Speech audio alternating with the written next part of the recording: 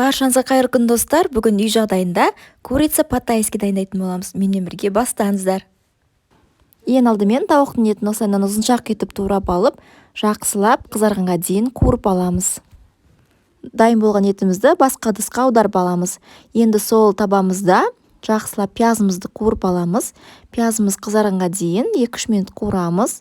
Кейіннен үстіне болгар бұрышын қосамыз. Жақсылап араластырып аламыз да үстіне жаңағы қиярымызды, помидорымызды қосып, жақсылап барлығын араластырамыз. Небәрі 2-3 минут қана қуырамыз барлығын. Енді үстіне құятын соус жасаймыз.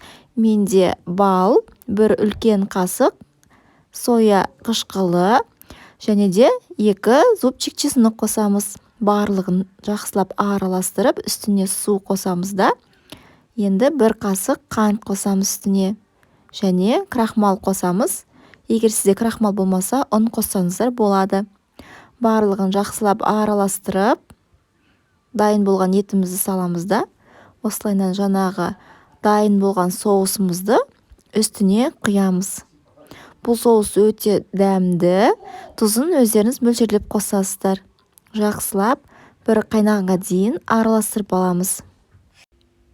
Осы массамызды 15 минуттай бұқтырып аламыз қақпағын жауып, және соңына қарай чеснок қосамыз да, аздаған жақсылап араластырып, дастарханымызға ұсынамыз. Осындай кешкі асты менімен бірге дайындаңыздар. Астарыңыз дәмді болсын. Жаңағы соус деген өте керемет. Міндетті түрде жасап көріңіздер. Астарыңыз дәмді болсын. Сіздермен бірге мен Ажар.